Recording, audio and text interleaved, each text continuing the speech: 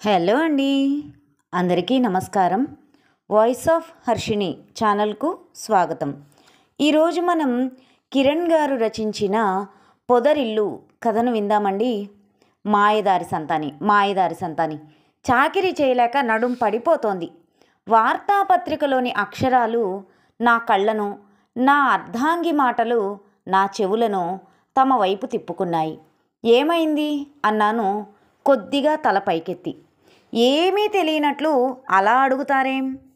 ఈసారి మా రాజ్యం కోపానికి చీపురు కట్ట బలికాక తప్పలేదు. అది కాదు రాజ్యం అంటూ సర్ది చెప్పబోయాను. ఆగండి, మీరేం చెబుతారో నాకు తెలుసు. చెట్టన్నాక పిట్టలుండవా, పిట్టలన్నాక రెట్టలేయవా అనే కదా.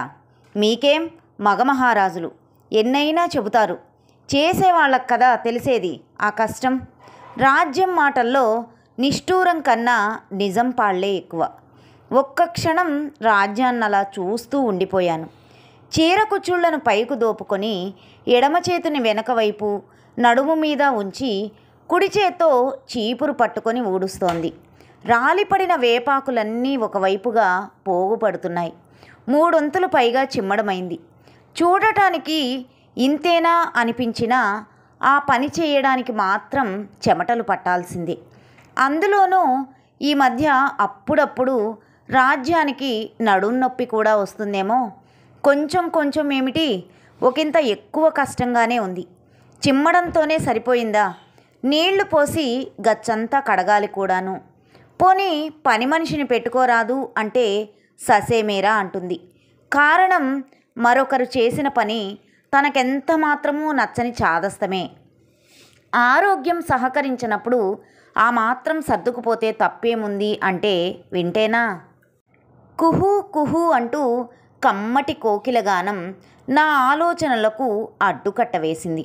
ఒక్క క్షణం కళ్ళు మూసుకొని తన్మయత్వంలో మునిగిపోయాను. నాకిష్టమైన వ్యాపకాలలో ఇదొకటి. పెరటి అరుగుపై వాలు కుర్చీలో కూర్చొని వార్తాపత్రికలో చదువుతూ పక్షుల కిలకిల రావాలు వింటూ ఆ కాసేపు నన్ను, నా చుట్టూ ఉన్న ఈ ప్రపంచాన్ని మైమరిచిపోవడం. ఆ కాస్త సమయంలోనే మరిచిపోయిన నన్ను నేను వెదికి పట్టుకునే ప్రయత్నం చేస్తూ ఉంటాను. ఏమండోయ్ అన్న శ్రీమతి పిలుపుతో ఈ లోకంలోకి వచ్చి పడ్డాను. ఆ కిష్టిగాడికి కబురు మీరు పెడతారా, నన్ను పెట్టమంటారా? నుదుటికి పట్టిన చెమటను చీర కొంగుతో తుడుచుకుంటూ అడిగింది. రాజ్యంనే చెప్పేది, మరొక్క మారు వినవు? పేపర్ మడిచి పక్కన పెడుతూ అన్నాడు అర్ధింపుగా. వినను కరాఖండిగా చెప్పేసింది. ఇక లాభం లేదు, కిష్టిగాడిని పిలవాల్సిందే. మనసులో గట్టిగా నిర్ణయించుకున్నాను. నా అడుగులు నన్ను వేప చెట్టు చెంతకు చేర్చాయి. చుట్టుకుంటే రెండు చేతులు కలిసే విశాలంగా పరుచుకున్న కొమ్మలతో పచ్చగా కళకళలాడుతోంది. అది ఈనాటిదా? నా చిన్నతనం నుండి చూస్తున్నదే. ఒక్క క్షణం జ్ఞాపకాల ఒడిలో సేద తీరకుండా ఉండలేకపోయాను. దుంప పసుపును అరగదీసి అందులో కాసిన్ని వేపాకులు వేసి సన్నికల్లుపై నూరి వారానికోసారి ఆ ముద్దను మింగించడానికి అమ్మ ఎన్ని పాట్లు పడేదో. 2 వారాలకోసారి గుప్పెడు వేపాకులతో సాంబ్రాణి ధూపం వేస్తే దోమల జాడ మచ్చుకు కూడా కనిపించేది కాదు. ఇక వేప పువ్వు లేని ఉగాది పచ్చడిని ఊహించతరమా? చెట్టు పూత పట్టే సమయంలో వేప పువ్వుతో రసం కాచి కడుపుకు మంచి చేస్తుందిరా అంటూ బతిమాలి బామాలి తాగించేది. ఇక దంతావధావనానికి వేప పుల్ల సరి. పెంకుటిల్లు డాబా ఇల్లుగా మారినా తను మాత్రం ఆడంబరాలకు దూరంగా అలాగే నిలిచిపోయింది.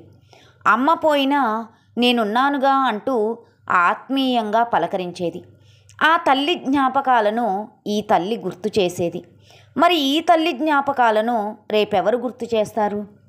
కొన్నింటితో అనుబంధం అలా పెనవేసుకుపోతుందంతే. అది అమ్మైనా, బొమ్మైనా, ఇళ్ళైనా, ఇష్టమైన కానుకైనా. ఈ చెట్టుతో నా అనుబంధం కూడా అలాంటిదే. నా చేతులు చెట్టు బోదెను ఆర్తిగా తడుముతున్నాయి. అప్రయత్నంగా నా కళ్ళు చెమ్మగిల్లాయి. కళ్ళు తుడుచుకొని ఇంటిలోకి భారంగా అడుగులు వేశాను. ఆ రోజు మనసు నిండా ఏదో తెలియని, నిజంగా నాకు తెలియదా, నా తల్లి కాని తల్లి దూరం అవుతున్న రోజు. శరీరం నన్ను తరగతి గదిలో నిలబెట్టినా మనసు మాత్రం నన్ను ఆ తల్లి చెంతకు తీసుకుపోవాలని శతవిధాలా ప్రయత్నం చేస్తోంది. అన్యమనస్కంగానే ఆ రోజు పాఠశాలలో గడిపి సాయంత్రం వేళకు ఇంటికి చేరుకున్నాను.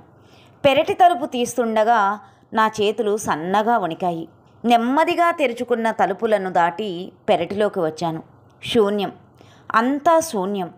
మనసులోని శూన్యమంతా నా చుట్టూ ఆవరించుకొని ఉన్నట్లు అనిపించింది. శేషమాత్రంగా మిగిలిన చెట్టు మొదలను నిర్వికారంగా చూస్తూ ఉండిపోయాను.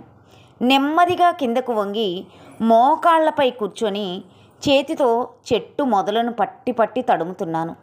నివాళిగా ఓ 2 కన్నీటి బొట్లు రాల్చడం తప్ప మరేమీ చేయలేని అశక్తుడనయ్యాను. తెల్లవారింది. పెరటి అరుగు మీద వాలు కుర్చీలో వెనక్కు వాలి కళ్ళు మూసుకొని కూర్చున్నాను. కువకువల మేలుకొలుపు గాని కోయిల పిలుపు గాని ఏవీ లేవు. ఏదో వెలితి. కళ్ళు తెరిచి వార్తాపత్రికను చదివే ప్రయత్నం చేశాను. అక్షరాలన్నీ గజిబిజిగా అల్లుకుపోతున్నాయి.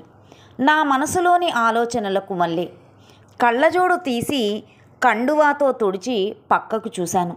కత్తిపీటతో కూరగాయలు తరుగుతూ కూని రాగాలు తీస్తోంది రాజ్యం. ఆమె ముఖంలో నాకు తెలియని, నాకెప్పటికీ అర్థం కాని ఆనందం కనిపిస్తోంది. ఇది నిజమేనా లేక నా భ్రమ మాత్రమేనా? గోడను ఆనుకొని కాళ్ళు దగ్గరగా మడిచి తలను వెనక్కి వాల్చి అచేతనంగా కూర్చున్న రాజ్యాన్ని చూస్తున్నాను నేను.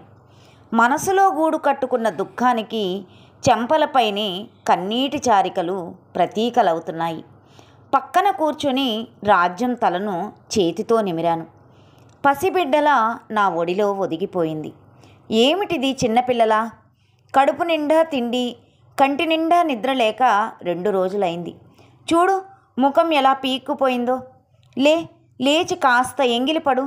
రాజ్యం కన్నీళ్ల వెచ్చటి స్పర్శను నా చేతులు మౌనంగా ఆస్వాదిస్తున్నాయి. పిచ్చిదానా, కన్నీళ్లకే కష్టాలు కరిగిపోతే ఈ లోకంలో ఎవరికి కష్టాలనేవే ఉండవు. అయినా ఎవరికి ఎంత ప్రాప్తమో అంతే దక్కుతుంది. దానికెందుకే ఏడుపు? రాజ్యం కన్నీళ్లు తుడిచే ప్రయత్నం చేస్తున్నాను. నాకు తెలుసు నా మాటలు తనకెంత మాత్రం స్వాంతన కలిగించలేవని. నా ప్రమేయం లేకుండానే కళ్ళు వీధి వైపు తిరిగాయి. ఉన్న 4 గదులు రోడ్డు విస్తరణలో భాగంగా 2 గదులయ్యాయి. లేని ఆ 2 గదులు శిథిలాలుగా మారి నన్ను వెక్కిరిస్తున్నట్లు అనిపించింది. చీడపురుగు సగం తిని వదిలేసిన ఆకులా మిగిలిపోయిన మా పొదరింటిని చూస్తూ నేనే తట్టుకోలేకపోతున్నాను. ఇక రాజ్యం సంగతి చెప్పేదేముంది? అవును మరి, ఎంతో ముచ్చటపడి తన అభిరుచికి తగ్గినట్లుగా తీర్చిదిద్దుకున్న ఇల్లాయే. ఫ్లోరింగ్ నుండి సీలింగ్ వరకు, వీధి గుమ్మం నుండి పెరటి తలుపు వరకు అణువణువులోనూ తన ఇష్టాలు నిజమై అడుగుపడుతుంటే చూసుకొని గర్వంతో ఎంతో మురిసిపోయేదని. ఇప్పుడిక ఆ గర్వమేది? చివరికిలా జరిగేసరికి ఇదిగో ఇలా నిద్రాహారాలు మాని ఏడుస్తూ కూర్చుంది. నా పిచ్చి రాజ్యం, కష్టాన్ని ఇష్టంగా మార్చుకో, బాధ సగమైనా తగ్గుతుంది అనునయిస్తూ అన్నాను. మీ అంత గుండె నిబ్బరం నాకు లేదు అంది నిష్ఠూరంగా. తప్పదు, నిబ్బరం తెచ్చుకోవాలి. మనిషి మనిషిగా మిగలాలంటే కష్టానికి భయపడకూడదు. మనసును విశాలం చేసుకో రాజ్యం. అప్పుడు ఏది ఇరుకుగా అనిపించదు. ఇల్లైనా జీవితమైనా ఏది జరిగినా అంతా మన మంచికే. ఏం మంచి? 2 గదులు కూలిపోవడమా? కాదు, 2 గదులైనా మిగిలిపోవడం. ఈ మాత్రం నీడ కూడా లేని వాళ్ళకన్నా మన పరిస్థితి ఎంతో నయం కదా. మీరెన్నైనా చెప్పండి, ఇటుక పేర్చి కట్టుకున్న ఇల్లు కళ్ళ ముందే నిర్దాక్షిణ్యంగా కూలిపోతూ ఉంటే చూస్తూ ఊరికే ఉండడం నా వల్ల కాదు. అయినా మన కష్టాన్ని దోచుకునే హక్కు మరొకరికి ఎక్కడిది? రోషంతో రాజ్యం ముక్కుపుటాలు అదురుతున్నాయి. పుడకా చేర్చి కట్టుకున్న గూటిని కూలదేసే హక్కు నీకున్నప్పుడు ఆ హక్కు మరొకరికి ఎందుకు ఉండకూడదు? నా ప్రశ్న గురి తప్పలేదు.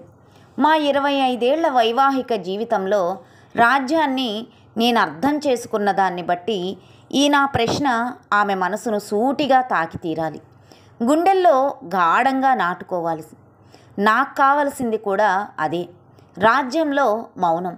నాకు తెలుసు ఈ ప్రశ్నకు సమాధానం తన దగ్గర లేదని, ఉండదని.